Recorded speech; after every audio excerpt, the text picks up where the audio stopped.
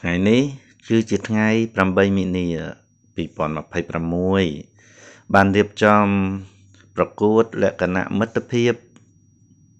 រវាង FBI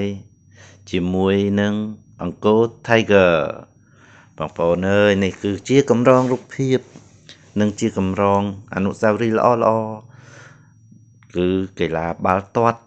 ទាំងពីរក្រុមបានរៀបចំការប្រកួតនៅទីលានស្តាតបាល់ទាត់អង្គរ Tiger បងប្អូនអើយនិយាយពីការប្រកួតល្អមើលការលេងរបស់កីឡាករទាំងសងខាងយ៉ាងស្វិតស្វាញហើយពួកគាត់ប្រកួតយ៉ាងព្យាយាមប្រឹងប្រែងម៉ឺងម៉ាត់ដើម្បីប្រកួតយកបទពិសោធន៍ថ្មីបញ្ចេញសមត្ថភាពក្នុងការប្រកួតឲ្យអស់លក្ខណៈសម្បត្តិទៅវិញទៅមកដើម្បីប្រជែងយកពិន្ទុឲ្យបានដល់ពេលអញ្ចឹងទៅការខិតខំប្រឹងប្រែងផងគាត់គឺល្អមើលបងប្អូនអើយបានទៅមើលផ្ទាល់ឃើញគាត់ព្យាយាមហ្វឹកហាត់បញ្ចេញនៅបទពិសោធន៍ដែលលោកគ្រូបានបញ្ចេញនិងបង្រៀន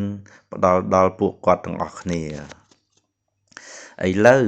គឺគាត់បានបញ្ចេញហើយបញ្ចេញលទ្ធភាពការប្រកួតនៅ start ដែលមានលក្ខណៈល្អហើយនឹងស្តង់ដារធ្វើឲ្យពួកគាត់បានបញ្ចេញសមត្ថភាពរៀងខ្លួនខិតខំប្រឹងប្រែងមិនខ្លាចនឿយហត់ប្រកួតទៅប្រកួតមកទាំងអស់បងប្អូនអើយបានទៅមើលគឺល្អណាស់ដូច្នេះហើយបានយើងជាឪពុកម្ដាយយើងសប្បាយចិត្តពេលឃើញកូនយើងស្រឡាញ់កីឡាស្រឡាញ់ការសិក្សាខិតខំប្រឹងប្រែងរៀនសូត្រផងហាត់កីឡាផងជៀសឆ្ងាយនៅពីអបែងមុខគ្រប់បែបគ្រប់យ៉ាងដែលប៉ះពាល់ដល់ពួកគាត់នៅថ្ងៃអនាគតដូច្នេះហើយយើងជាឪពុកម្ដាយសប្បាយចិត្តរីករាយហើយនឹងក៏អរគុណលោកគ្រូដែលបានខំបង្ហាត់បង្រៀនកូនរបស់យើងជាពិសេសគឺលោកគ្រូសាលារៀន FBI លោកគ្រូថាវ៉ាត់ឆាយលោកគ្រូនិយុទ្ធលោកគ្រូរ៉ាមីតគឺគាត់បានផ្ដល់បេះដូងហើយនឹងក្តីស្រឡាញ់ដល់កូនយើងជាពិសេសគឺគាត់បានផ្ដល់នៅចំណេះដឹងផ្នែកកីឡាទាំងអប់រំកាយចិត្តសមត្ថភាព